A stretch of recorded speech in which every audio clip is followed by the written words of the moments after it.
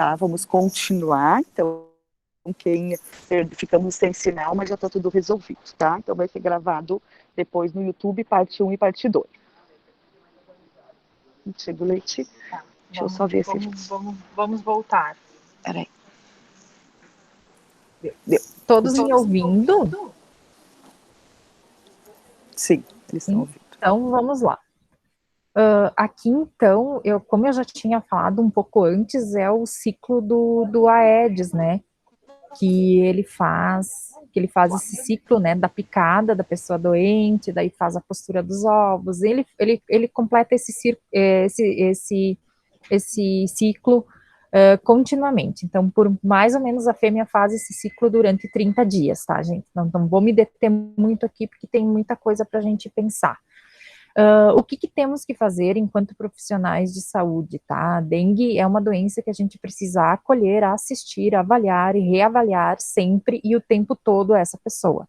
Não é atender, mandar a pessoa para casa sem orientação, né, da hidratação, sem a orientação dos devidos cuidados, dos sinais de alerta, de possíveis complicações. A dengue é uma doença que complica se não manejada adequadamente, tá, pessoal? Então, se atendido na atenção básica, permanece na atenção básica, certo, pessoal? Tem que monitorar essa pessoa durante toda a fase de virimia, que começa a partir do primeiro dia da data de início dos sintomas, que é sempre a febre, e ela vai até o 7º dia. Então, o monitoramento dessa pessoa, ele é muito importante para a gente ver e conduzir as principais causas dos sinais de alerta e dos sinais das complicações, que depois também eu vou mostrar para vocês, tá? Então, todo momento esse paciente, ele precisa estar nos nossos olhos, porque a dengue é uma doença que gera uma complicação que pode ser letal, tá bom, pessoal? Quando que a gente suspeita, então, que uma pessoa, ela pode estar com dengue? Aí vocês vão me dizer, mas agora com o Covid tudo pode também ser. Pode realmente ser. Porém, todavia, a dengue não é uma doença que ela vai gerar sintomas respiratórios. Ela não vai gerar tosse, ela não vai gerar coriza, ela não vai gerar dor de garganta, né? E ela não vai gerar sintoma respiratório. Não é não é a questão dos principais sintomas. O principal sintoma da dengue, que inicia assim, do nada, de uma hora para outra, que a gente diz abruptamente, é a questão da febre. E a febre, ela vem acompanhada de alguns outros sintomas. Então, a gente diz que é a febre associado a 2 outros sintomas de dengue, que pode ser a cefaleia, que pode ser a mialgia, que pode ser a artralgia, que pode ser a prostração, que pode ser um exantema, e que tem como muitos casos, e um dos principais sinais, digamos, sintoma, é a questão da dor no fundo do olho, que a gente chama de dor retroorbital, tá, pessoal? É a dor no fundo do olho, o paciente se queixa muito, eu tenho uma dor muito forte no fundo do olho. Então, afastando outras possibilidades, né, afastando lá a questão dos sintomas, excluindo sintomas respiratórios, excluindo outras possibilidades, né, de repente uma infecção urinária, qualquer outra questão, a suspeita recai sempre em cima da questão da dengue. Principalmente se a pessoa diz que ela esteve em área com presença do vetor, ou que ela esteve viajando para locais onde a gente sabe que seguramente tem transmissão ativa da doença, né? E o principal sintoma sempre vai ser a febre, tá? Não temos, assim, ó, é muito complicado a gente fazer diagnóstico de dengue numa pessoa sem febre, tá, pessoal? O principal sintoma ainda da questão da suspeita é a febre, e sempre acompanhado de mais 2 sintomas. Quem vê um paciente de dengue, ele se torna praticamente dengoso, dengoso mesmo, a pessoa ela não tem vontade de se alimentar, ela não tem vontade de caminhar, ela não tem vontade de fazer absolutamente nada. Até a fala dela fica arrastada, pela prostração intensa que a doença causa, é um cansaço maciço, intenso. E esse cansaço, ele permanece até 30 dias, até mais ou menos uns 30 dias da data de início de sintomas. E uma coisa muito importante é determinar a data do início dos sintomas, para que a gente possa pensar na sorologia também, que depois vamos chegar lá. Então, a definição de caso, que mais ou menos eu já falei com vocês, né? Mais ou menos é isso. A questão também, todo paciente com suspeita de dengue é obrigatória a questão da prova do laço. E depois eu vou mostrar também para vocês a questão da prova do laço. Então, todo paciente que é atendido e que vocês suspeitarem de dengue, precisa ser feita a prova do laço. Aí a gente determina em que fase da doença a pessoa pode se encontrar. Porque muitas vezes a pessoa ela não vai procurar atendimento no primeiro dia de febre. O que ele vai fazer? Sabe que a maioria das pessoas, eles tendem a se tratar em casa. Mas a febre, ela vai perdurar. Ela não é uma febre que dá uma vez e some. Ela é uma febre meio que contínua, ela continua mais ou menos ali, ela varia mais ou menos a continuação da febre de 2 dias até no máximo 7 dias. Chegou no 9º dia, a pessoa ainda está com febre, a gente quase que descarta a possibilidade de dengue, porque a febre se inicia ali no 1º dia e ela vai no máximo até o 6º, 7º dia. Depois disso, o paciente simplesmente ele melhora espontaneamente, ficando só o que eu comentei com vocês, que é a prostração intensa, tá? Vamos lá, então, para os principais sinais de alerta, tá? Que a gente tenha que se preocupar. A pessoa vem cursando febre, e no 3º dia desaparece a febre, e ela começa a ficar hipotérmica, tá? Então, isso é um sinal de alerta. Por isso que o paciente da dengue, é o que eu falei lá no começo, ele precisa ser acompanhado diariamente, principalmente a verificação da temperatura e a verificação da pressão arterial. Então, durante 7 dias, que é o período de total viremia dele, ele precisa ser acompanhado, porque a gente tem que observar esse sinal de alerta, que é a questão, assim, ó, do desaparecimento do nada da febre, tá? Uma dor abdominal intensa e contínua, ou seja, ela não cessa, tá? E aí, o paciente de dengue também, a gente avalia, se tem condições de avaliar o hemograma, é bem importante. É o aumento do hematócrito, tá? Ele aumenta, ele faz o que a gente chama de hemoconcentração, que é de um hemograma anterior que ele tinha, em algum momento aí, que ele tenha coletado, um aumento de maior que 10% daquele hemograma que ele já tenha, tá? Então, quando não se tem o hemograma, a gente olha assim, ó, o homem maior que 50%, né? E a mulher 44%, e as crianças, então, 38% ali no hematócrito. Isso pode ser um sinal de alerta. Ele pode estar indo para uma complicação. Aí a hidratação desse paciente, ela tem que ser vigorosa, por isso que se inicia a hidratação ainda no 1º dia da suspeita, tá? Então, dor abdominal intensa e contínua, os vômitos persistentes, então, o que a gente considera, né, no paciente da dengue? Episódios até maiores que 3 episódios em 1 hora. Então, ele chega para ti e diz, mas hoje eu vomitei até a água que eu tomei. Esse paciente, ele tem que ir para hidratação endovenosa, não tem mais como hidratar ele em casa. Então, já é um sinal de alerta, tá, pessoal? A hipotensão postural, né, que a gente faz a verificação, no paciente da dengue, a verificação, ela tem que ser em 2 momentos da pressão arterial, que é, primeiro, o paciente sentado e depois o paciente em pé. Ou o paciente deitado, o paciente em pé e vice-versa, e como achar melhor, tá? Então, a diferença entre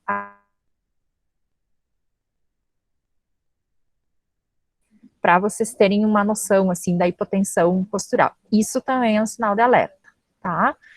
No exame físico, uma hepatomegalia dolorosa, ou ele te surge lá pelo 3º dia, lá na unidade, ou no serviço de saúde, com pequenas hemorragias espontâneas, que a gente diz, né?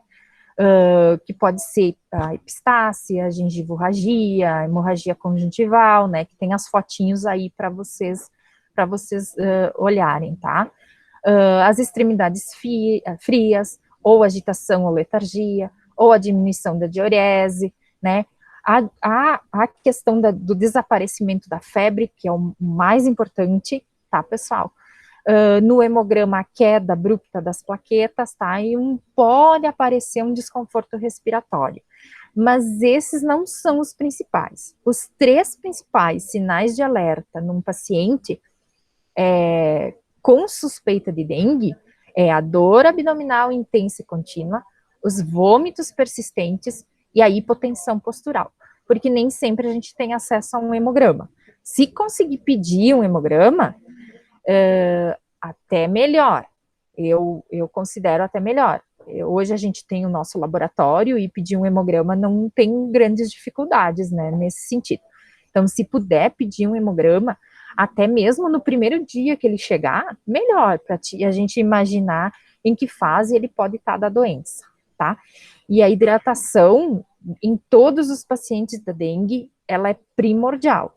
Esse paciente, ele tem que ser vigorosamente hidratado. 80 ml quilo dia. É muita água.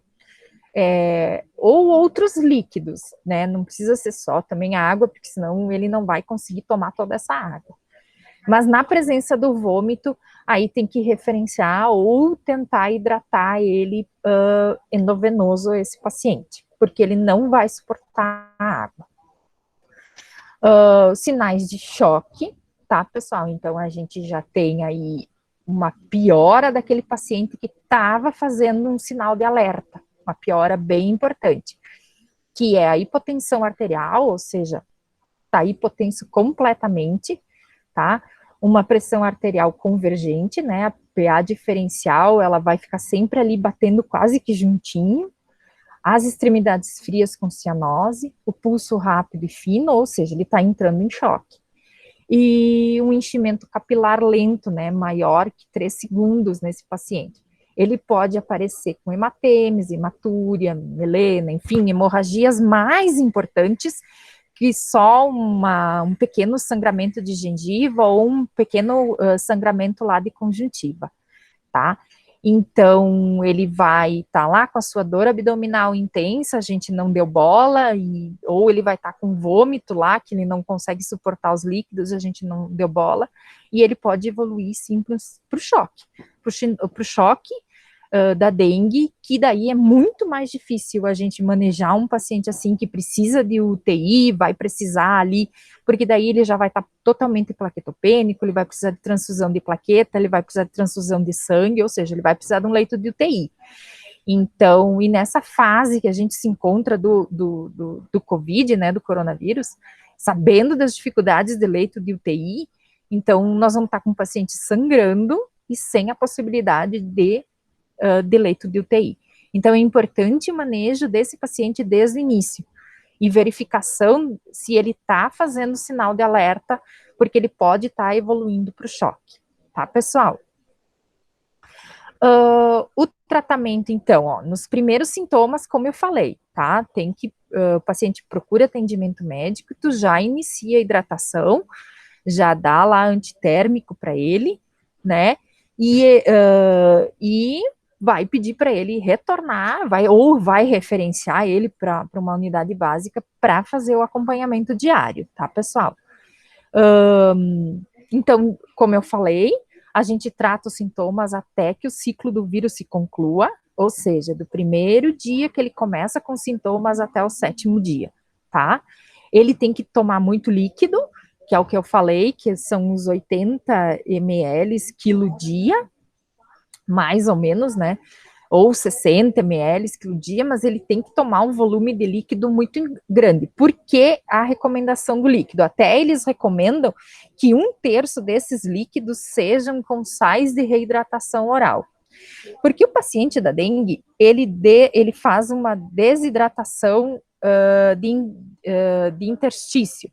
Ele perde plasma porque ele hemoconcentra. Então, tu tem que diminuir essa hemoconcentração.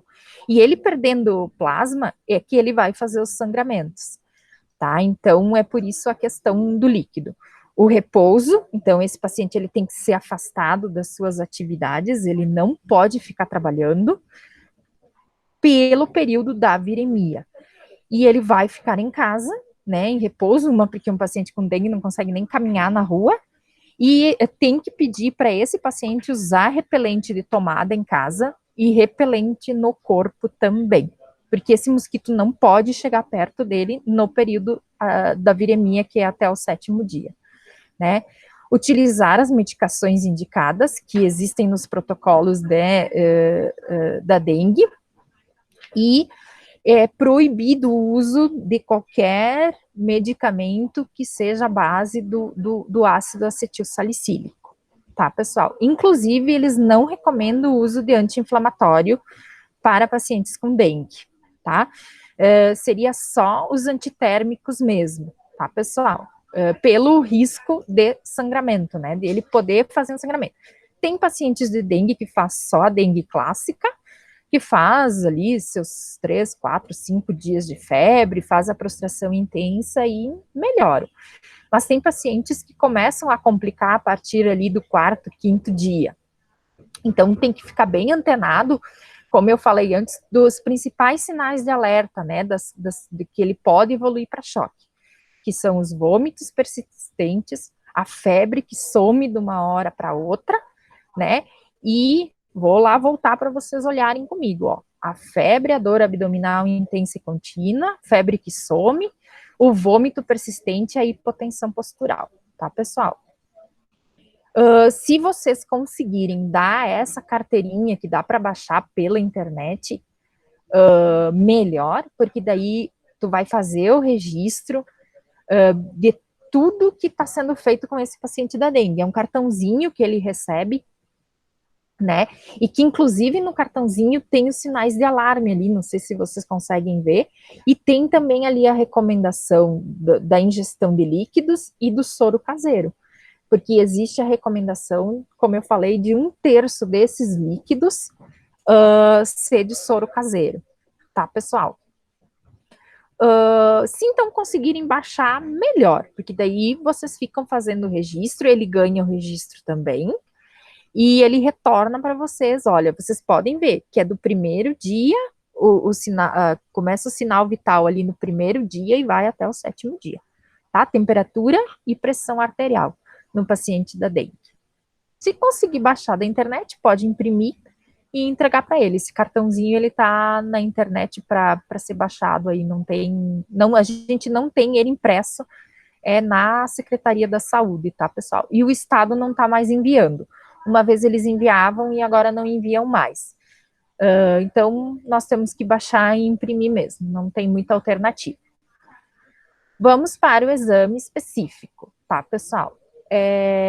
Como é que eu sei se esse paciente, ele é um dengoso ou não é um dengoso, tá? Eu chamo eles de dengoso, porque eles parece que eles estão tudo dengoso mesmo, com dengo. Então, a gente faz uma sorologia nesse paciente a partir do 7º dia da data de início de sintomas. Ou seja, pessoal, ele tem que sair da fase de viremia para poder fazer a coleta. É uma sorologia específica para dengue, que consegue fazer a diferenciação dos 4 sorotipos. Ela não vai te dizer qual é o sorotipo, mas ela vai conseguir fazer uma diferenciação. E ela vai pegar o anticorpo específico do vírus que essa pessoa adquiriu, tá? Então, a gente chama de MAC-ELISA. É um exame específico, ele vai para o LACEN em Porto Alegre, e com as questões do coronavírus, eu não posso garantir para vocês que ele vai retornar em 5 dias, em 6 dias, em 10 dias, tá?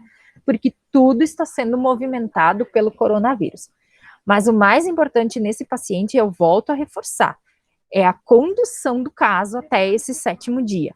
E no 7º dia, então, é feita a coleta da sorologia. E eu vou pedir e reforçar que vocês consigam determinar com esse paciente quando que ele iniciou os sintomas. E não é qualquer sintoma, é a questão da febre. Então, a partir da febre, lá no 7º dia, ele faz a coleta sorológica que a gente envia através da vigilância epidemiológica para o LACEN. Então, esse paciente no 7º dia, ele vem para nós, né, e faz a coleta no nosso laboratório e nós enviamos pro LACEN em Porto Alegre, tá? Existe também um outro tipo de exame, que é uma técnica que eles utilizam para ver quais são os sorotipos que estão circulando.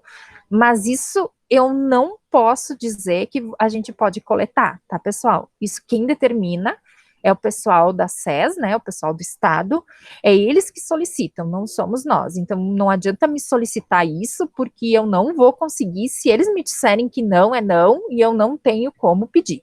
Mas a gente pode pedir a sorologia, então, a partir do 7º dia da data de início de sintomas. É importante orientar o paciente que ele faça essa sorologia, porque daí vai confirmar. A partir do 7º dia até o 28º dia da doença, a gente pode fazer essa coleta, que vai ser para confirmar ou descartar o caso, tá? E depois os outros exames ali, inespecíficos, né, que aí é questão do hemograma, pode-se pedir outros exames que o médico julgar que é importante, né, pro paciente, TJ, TGP, o que quiser pedir, não tem problema nenhum. Mas o principal no exame ali no específico é a questão do hemograma, porque é necessário verificar a hemoconcentração e é necessário verificar a questão do leucograma e a questão das plaquetas, tá? Porque se ele estiver fazendo plaquetopenia, ele pode estar evoluindo para um quadro grave da doença. Tá, pessoal? Então, como é que a gente classifica esse paciente que está com suspeita de dengue, né? Então, a primeira pergunta que a gente deve se fazer é se é uma suspeita de dengue, né? Tem dengue, então ele tem que ter febre e mais 2 daqueles sintomas que a gente já conversou. Pode ser a mialgia intensa, pode ser um exantema, pode ser a dor retroorbital, pode ser a cefaleia intensa, mas ele tem que ter a febre e mais 2, então, desses sintomas, tá? Ele vai ser classificado, por enquanto, se ele não tem nenhum sinal de alerta ou de gravidade, no grupo A, tá, pessoal? Se ele tiver sangramento de pele espontâneo, que são as petequias, ele vai para o grupo B, que daí ele precisa de hidratação mais vigorosa do que do grupo A, que é a hidratação oral. Tem sinal de alerta, ele já vai para o grupo C. E se tiver um sinal de choque, ele já vai para o grupo D. Esse paciente do choque, ele é paciente de UTI, tá? Como a gente já conversou, tá, pessoal? Então, eu sei que na UPA tem já o quadro ali das classificações do A, B, C, D. Eu lembro que já foi mandado para as unidades de saúde, mas se por acaso não tiver, eu não sei onde eu vou conseguir. Vamos dar uma risada, porque o Estado não está mais mandando para nós, tá, pessoal? Então, vai ter que baixar da internet mesmo, tá? Mas tem o quadrinho esse da classificação de risco, ele está disponível no site da SES, né, da Secretaria Estadual da Saúde, e também no Ministério da Saúde, tá, pessoal? Porque realmente é bem aquela coisa, eu não tenho mais e não sei quando que o Estado vai encaminhar novamente isso para nós, tá, pessoal? Então, grupo A, como a gente já discutiu, né? E importante aqui, ó, no grupo B, pessoal, se ele tiver uma prova do laço positiva, que eu já vou mostrar para vocês, né? Ele já é grupo B. Então, ele tem que sair da classificação A e ir para o grupo B, tá?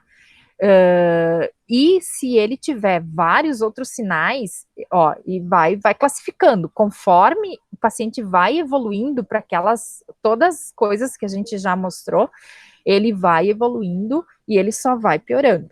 Então, a gente tem que estar bem antenado aí nessa classificação. tá? Prova do laço positivo, ó, ou sangramentos de pele espontâneo, que são as petequias, porque a petequia no paciente da dengue, ela já é um sinal de alerta, né? Porque tu já tá com extravasamento de sangue ali na pele, tá? Então ele já não é mais grupo A. Por isso que a prova do laço, quando o paciente chega para ti, ela é muito importante. Se ela for executada de maneira correta, tu determina com certeza se o paciente está no grupo A ou se ele está no grupo B, tá? Vamos para a prova do laço. A prova do laço é aquela técnica que a gente, eu não sei se todo mundo conhece, mas tu primeiro desenha o quadrado na pessoa, não adianta desenhar o quadrado depois. Então, tu vai fazer um quadradinho no terço superior do antebraço, como tá ali na gravurinha, tá? De 2,5 por 2,5, tá, pessoal? Aí, vai verificar a pressão dessa pessoa, né? Vai calcular o valor médio. Eu não vou me detalhar muito, mas é bem facilzinho, tá, gente? Não tem mistério. Aí, uma coisa bem importante. A prova do laço, ela não pode ser executada por pessoas que não sejam da área da saúde, tá? Profissional, aliás, da saúde. Então, tem que ser um auxiliar de enfermagem, um técnico de enfermagem, enfermeiro, médico, enfim. Tem que ser a equipe de profissionais de saúde da unidade de saúde ou aonde o paciente estiver, tá? Não pode ser agente comunitário, não pode ser de jeito maneira, tá, gente? Isso é o Corém que determina. E assim, ó, a prova do laço, ela só pode ser lida pelo enfermeiro ou pelo médico, tá, gente? Não pode ser lida pelo técnico de enfermagem, tá? Então, o técnico de enfermagem, ele pode executar ela, porém, a leitura é de competência do enfermeiro ou do médico que está solicitando a prova do laço, tá, gente? Então, não pode. O Corém é bem claro nessa questão, tá, gente? Então, eu só queria retomar isso, para a gente não ficar assim, né, na dúvida, e para também fazer tudo bem correto, como determina também os nossos conselhos, tá? Então, assim, tu verifica a pressão. Por exemplo, ali, ó, tá bem claro, ó, pressão 100 por 60, tá? Então, tu vai somar 100 mais 60, que vai dar 160, tu vai dividir os 160 por 2, que vai dar 80, e aí tu vai pegar essa média de 80, tu vai insuflar o manguito até o valor médio, tu vai manter esse manguito fechado por 5 minutos nos adultos e 3 minutos nas crianças, tá? Ali, se ele tiver fazendo esse extravasamento na pele, ali tu vai verificar se vão surgir as petequias. Pode ser que surja em todo o braço. Aí já é um sinal mesmo de complicação, tá, pessoal? Então, depois desses 5 minutos, tu vai contar dentro do quadradinho, tá? Se ele fez mais de 20 petequias, é uma prova do laço positiva, tá? E 10 ou mais em crianças, tá, pessoal? Então, isso é bem importante vocês gravarem. Por quê? Porque dengue é obrigatória a realização da prova do laço. Se, por exemplo, assim, ó, surgir antes dos 5 minutos já ali as petequias dentro do quadradinho, tu já pode interromper a prova do laço. Se tu contar lá e já deu 30, é porque ela já é positiva antes de fechar os 5 minutos, tá? Então, essa pessoa, ela já está fazendo o que a gente chama de complicação, tá? Ele sai do grupo A e vai para o grupo B. Ele precisa ser hidratado endovenoso, tá? Então, tá ali, ó, bem claro para vocês verem a diferenciação, porque ele pode chegar para vocês com exantema e com petequia, tá? Então, a diferença do exantema e da petequia. A petequia, eu sempre digo pro profissional que é aquela pintinha que parece uma picada de borrachudo. E o exantema, ele é espalhado. Ele é aquelas, não são pintas que coalescem, né? Elas se espalham. E um sinal muito importante no exantema da dengue, pela questão mesmo de vascular da dengue, é que esse exantema, quando tu faz uma digitopressão, ele permanece, como tá ali na foto, tá? Ele fica exatamente como tá na foto. Tu faz a digitopressão ali, ele vai ficar pintadinho. Olha, tem o braço ali também de uma pessoa, dá para ver direitinho a diferença aonde estava o manguito e aonde não estava. Então, isso aí é um sinal bem clássico do exantema da dengue, tá? Gente, a dengue é notificação compulsória em todo o território nacional, ainda na suspeita. A ficha ela está disponível em todos os serviços de saúde. Essa é a ficha que está sendo usada agora, tá? Que é dengue, chikungunya e zika. É uma só ficha para as 3 doenças. Quem não tiver, no caso, essa ficha, a gente pode encaminhar, tá, pessoal? Mas é na suspeita do caso que se faz a notificação, tá? A gente precisa digitar essa ficha, ainda na suspeita, no sistema da dengue, e a gente também vai ficar sabendo do caso, porque não adianta me chegar o paciente na porta, como muitas vezes acontece, bate lá na porta com um ETC pedindo sorologia de dengue e a gente não estava nem sabendo do caso, tá? Não tem como ser assim. A pessoa tem que ser notificada, a ficha sobe para nós, vem para nós na vigilância epidemiológica, tá?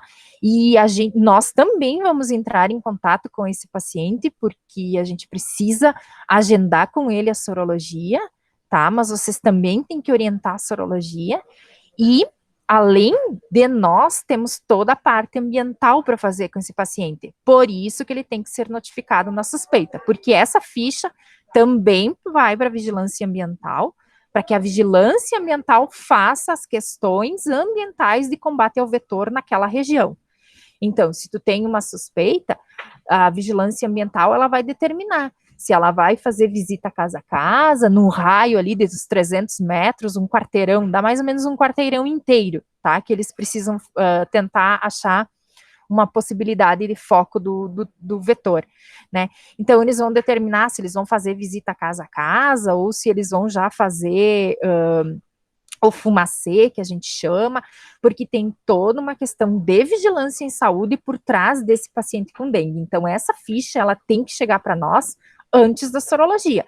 Por quê? Porque a gente tem que combater o vetor ainda enquanto esse paciente estiver na viremia. Não adianta essa ficha chegar para nós no 7º dia junto com a sorologia. Eu não tenho mais o que fazer e a vigilância ambiental, ela também não tem mais o que fazer, porque daí as medidas de controle não foram feitas no momento adequado que ela tem que ser feita. Então, por isso que é importante o preenchimento dessa ficha, tá? E o envio para nós o quanto antes, tá, pessoal? A dengue, ela é notificação compulsória imediata em 24 horas a partir da suspeita, e não da ideia da sorologia ou de qualquer outra ideia, tá? Aqui está o nosso telefone, o nosso e-mail, para quem precisar, né, entrar em contato. E eu acredito que era isso, mais ou menos, que a gente tinha para conversar hoje. Eu não sei se tem alguma pergunta, se alguém quer perguntar alguma coisa, se eu souber responder. Eu estou aberta a perguntas, sem problema nenhum. Se eu souber responder, né, porque não sei muito também, assim, do manejo clínico, enfim, mas eu acho que as questões principais estão aí na apresentação, tá, pessoal? Então, quem quiser perguntar alguma coisa aí, pode perguntar, não tem problema.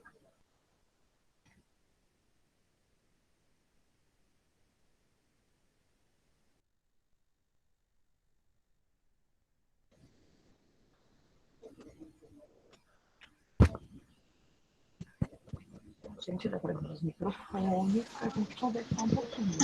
Gente, dá para abrir os não sou só eu, para né? a gente conversar um pouquinho. Não sou só eu, né? Vivi, já pegou com o caso de dengue? Não, ainda não. Eu tinha uma dúvida, assim, quando aparecer, né? Se caso o paciente estiver usando anticoagulante por causa de... Todo mundo pergunta.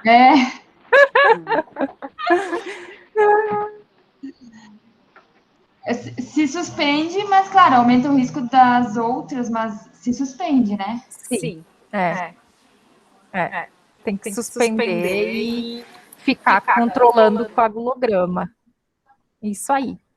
Porque esse paciente, ele vai ter um risco maior de sangramento. Então, ele pode já chegar para ti sangrando. Sim. Pode ter começado lá a febre, digamos assim, ontem, e já começar sangramento no segundo, terceiro dia. Então, tu vai ter que suspender, né? E ficar controlando o coagulograma dele. Sim. Isso mesmo. Até dá para te referenciar ele, né, para um outro serviço, porque acredito que na atenção básica vai ficar complicado de ficar manejando, né, um paciente que ele pode sangrar em casa e aí fazer toda uma complicação por sangramento, né, em casa, né, Viviane? Sim. Então, ele é um paciente bem complicado esse. Por isso que a gente tem que pensar na possibilidade da questão do vetor, né, nas áreas. Esses pacientes têm que ser protegidos, na verdade, né? Se tiver vetor na área, esse paciente deveria estar coberto de repelente da cabeça aos pés, assim, digamos, né? E ter que estar usando repelente de tomada em casa também, principalmente durante o dia. Para que esse vetor que possa estar contaminado não chegue nele, né, Viviane? Tu entende? Isso aí. Junto na lista dos medicamentos, eu vou colocar repelente e Boa, adorei. e o de tomada também. Isso aí. Ótimo, boa ideia.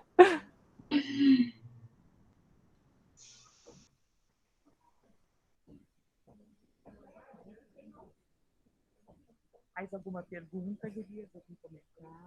Pode Mais comentar. alguma pergunta, Gurias? Algum comentário? Pode. Sim, acho que não. Então, só para ver se eu entendi.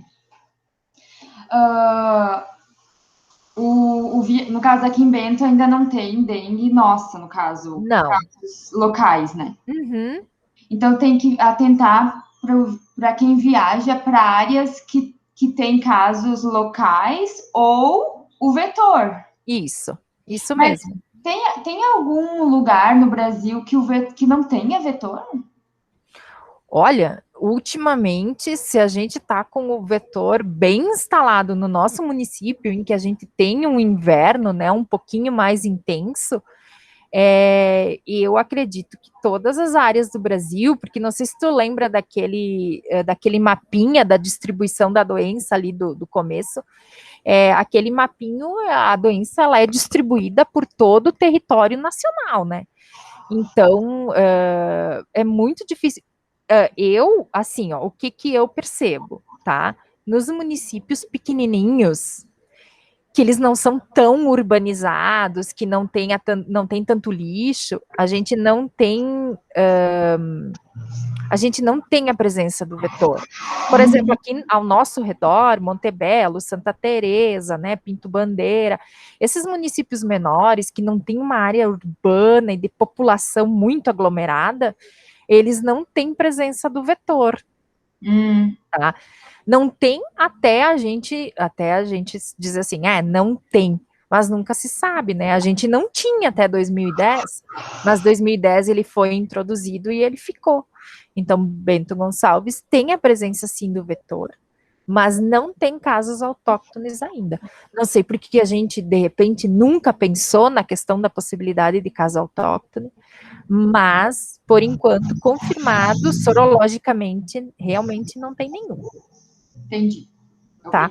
Se tu quiser, Viviane, na página do SEVES, tem uma lista dos principais municípios do estado, aqui do Rio Grande do Sul, com a presença do vetor, tá? Tá caindo o microfone aqui. Com a presença do vetor. Então, eu acho que, de repente, tu encontra lá, assim, mais fácil mesmo essa lista. Tu pode baixar ela, é uma lista em PDF, né? Daí a gente tem acesso. Então, dá para baixar essa lista. É Bento, Farroupilha, tem Caxias também. Então, são vários municípios aqui da nossa regional, assim. Tá? Tá, obrigada. Imagina. Mais alguma das médicas presentes também? Mais duas?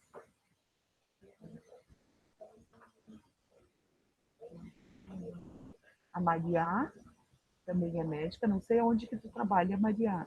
Também não conheço, eu acho.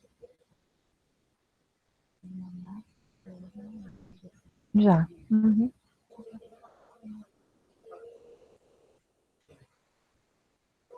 Alguma outra dúvida, pessoal?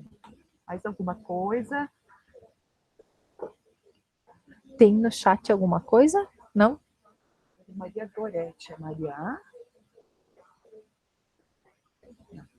Não, Se tá. vocês querem colocar alguma dúvida, alguma coisa no chat também.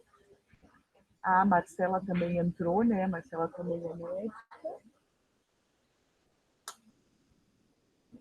A Marcela é do Progresso e a Maria é do Maria Gorete. Isso, né, gurias? Confirma? Não sei se vocês estão me escutando. Uhum. Tá confirmando lá. Ok. Uhum. Alguma dúvida, alguma pergunta, alguma coisa? Ok. Letícia, essa parte dos mortes dos macacos é algo que vai ter agora, a gente já ouviu a Secretaria de Saúde falando, que vai ter a campanha da febre amarela, Da vacinação. Né? Então, assim, pessoal, então, só que, já que a gente está aqui reunido, né, vou esclarecer isso um pouquinho, assim, para vocês, tá? A questão da morte, né, dos primatas não humanos, que são os macacos, na nossa região, Farroupilha, aqui do lado, a gente se torna a área ampliada de vacinação da febre amarela. Então, quem não tem nenhuma dose de febre amarela, ou quase que, vou falar assim, obrigatoriamente tem que fazer essa vacina, tá? Porque a gente está com um risco bem grande de introdução de febre amarela aqui na região. Tanto é que eles já emitiram uma SPI, né, que é como se fosse um alerta nacional, o estado aqui do Rio Grande do Sul, como se fosse um alerta nacional de risco bem eminente da introdução da febre amarela aqui no estado. Capaz da gente ter que passar como a gente passou mais ou menos em 2009, né, numa epidemia muito grande de epizotias no Rio Grande do Sul, com casos, né, confirmados da doença, e por enquanto a gente não tem transmissão urbana, né, que quem faz a transmissão urbana é o Aedes aegypti, mas a gente tem a transmissão silvestre, né, que então é o bugio lá, o macaco que morre, né, acaba morrendo, e quando essa pessoa adentra para essa mata onde está acontecendo a epizotia, sem estar vacinado. Pessoas que estão vacinadas, a gente não investiga a febre amarela, tá, pessoal? A vacina, ela produz 100% de imunidade. Então, pessoas vacinadas não se investiga. Por isso que é importante que quem ainda não tiver uma dose, né, adulto, uma dose, crianças, 2 doses, fazer a vacina da febre amarela, tá, pessoal? Daí nas unidades de saúde eu sei que tem dias, né, enfim, mas aí é só organizar o povo, digamos assim, tá? A Licineia levantou a mão. Pode falar, Alice. Acho que ela tá com o microfone ou sem? Se ela não tiver, ela pode escrever. Isso.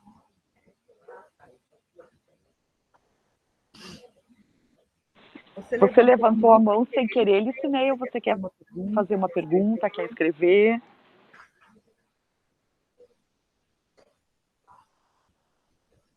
A febre amarela, pessoal, ela é muito letal, tá? O paciente geralmente é grave porque ela já fala, né, febre amarela. Além da febre alta, intensa, ele tem uma elevação de transaminases, assim, que chega a 2.000, 3.000, 4.000. Ele vai para falência hepática completa, hemorragias e não tem volta. Muitas vezes vai para transplante de fígado, inclusive. Tá? Então, é bem grave essa situação.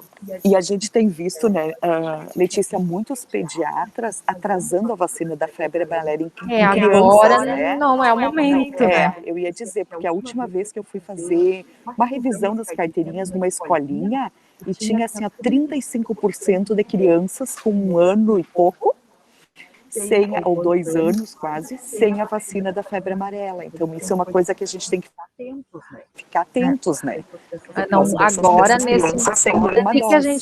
gente não vai pegar a criança à força, tirar do pai e da mãe, não tem como fazer isso, né? Então, o que a gente pode fazer é fazer uma orientação vigorosa nesse pai e nessa mãe, avisando da questão da epizotia, que os quadros são graves, são letais, e que as epizotias estão aqui do nosso lado, em Farroupilha, em Caxias do Sul.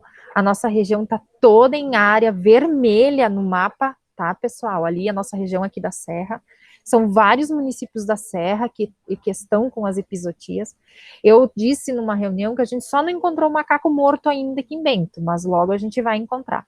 E a analista disponibilizando, a analisa veterinária da ambiental, um número de telefone, inclusive para os finais de semana, porque ela tem que ir lá no meio, lá da mata, coletar as vísceras desse macaco, ele não pode estar em estado avançado de decomposição e mandar para análise, tá? Então, ela está disponibilizando, inclusive, o celular dela, tá? Então, avisem a população, né, e qualquer coisa, liguem para a ambiental e conversem com a analisa a respeito disso, tá?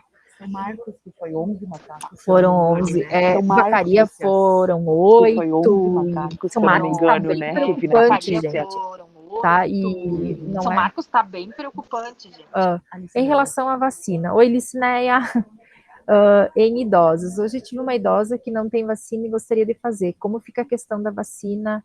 Tá, então assim, Covid agora, ela vai fazer Covid, tá, Licineia? E depois a gente pensa na vacina da febre amarela. E sim, para cima de 60 anos tem que ter prescrição médica, tá? A vacina no idoso, essa vacina é uma vacina que complica muito, e até os 59 anos não precisa, mas acima dos 60 precisa ter a prescrição. E 30 dias depois a vacina do Covid. E sim, precisa. Tá? Tem que estar lá prescritinho. Porque eles podem. É uma vacina que faz muita reação. Porque ela é uma vacina de vírus vivo atenuado. Então, acima dos 60, o risco de complicação, de reação, de reação grave, ela é maior, tá? Então, resumindo, acima de 60 anos, com receita médica e 30 dias da diferença do Covid, da vacina do Covid para a vacina da febre amarela. Uma dose do Covid, né? Então, se ela está fazendo agora o esquema do Covid, termina o Covid, dá 30 dias de intervalo e faz a febre amarela. É que a do Covid que está sendo feita há 3 meses, né? Mas vai ter que esperar daí, não tem. Não pode. É uma vacina que ela vai competir ali e não vai dar. São coisas novas, né, gente, que a gente tem que estar discutindo, tem que saber, acho que tem que pedir para quem sabe, porque são coisas interessantes. Eu lembro quando meu filho era pequenininho, a gente foi para a vacina, ele chegou e pediu lá, mãe, vacina de que cor mesmo? Então, assim, é algo que a gente tem que pensar, né, a cor amarela, o que significa, e as pessoas, talvez pelo medo, pelas suas complicações, muita gente a gente sabe que não fez ou que tem mais medo de não fazer. Então, sempre com os médicos aí junto e vamos lá, né, ver o risco-benefício. Isso aí. Mais alguma coisa, gente? Isso aí. Mais alguma coisa, gente? Alguma outra dúvida? Estamos indo para o finalzinho.